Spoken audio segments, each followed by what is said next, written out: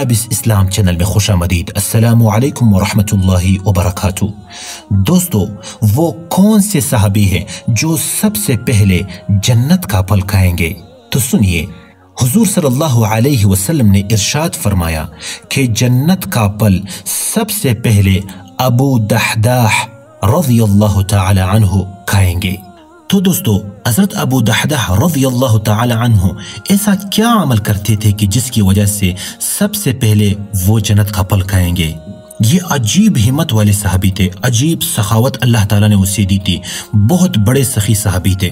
جب سورۃ الحدید کی آیت نمبر 11 اتری، من ذا الذی یقرض اللہ قرضا حسنا فیضاعفہ لہ ولہ اجر کریم، ترجمہ، کون ہے جو اللہ کو خلوص نیت کے ساتھ قرض دے جس کے نتیجے میں اللہ تعالیٰ کئی گنا بڑھا دے گا اور ایسے شخص کو بڑا ہی باعزت اجر ملے گا۔ تو اب اللہ تعالیٰ کو نہ مال کی ضرورت نہ کسی سے قرض لینے کی ضرورت ہے، اللہ تعالیٰ تو ان سب چیزوں سے بے نیاز ہے، لیکن انسان جو کچھ صدقہ، خیرات، دینی کاموں میں خرچ کرتا ہے تو اللہ تعالیٰ اس کا بدلہ اسے ڈبل دے گا، دگنا دے گا، تو اس لیے قرض سے تعبیر فرمایا، ورنہ اللہ تعالیٰ تو قرض لینے سے بے نیاز ہے، اسے کوئی ضرورت نہیں۔ تو جیسے ہی یہ آیت اتری تو حضرت ابو دحداح رضی اللہ تعالی عنہ نے یہ آیت کریمہ سنی، نبی کریم صلی اللہ علیہ وسلم کے پاس تشریف لے گئے اور اپنا ایک بہت بڑا باغ جس میں 600 درخت تھے اسی وقت اللہ کے راستے میں قربان کر دیا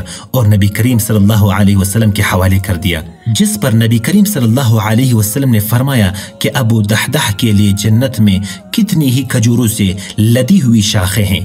اور عجیب بات، اب اس کے بیوی کے تاثرات ذرا سنیے۔ جیسے ہی وہ باغ کے قریب گئے اور اس کی بیوی ام دحداح اور اس کا بیٹا اندر تھے، اس نے باہر سے آواز دی اور کہا کہ نکل آؤ، یہ باغ میں نے جنت کے بدلے اللہ تعالیٰ کو بیچ دیا ہے۔ تو اس کی نیک بخت بیوی کہنے لگی کہ مبارک ہو تجھے، تو نے بہت نفع بخش سودا کیا ہے۔ سبحان اللہ، کیا ایمان تھا صحابہ کرام کا، اور کیا ایمان تھا صحابہ کرام رضی اللہ تعالی عنہم اجمعین کے نیک بیویوں کا۔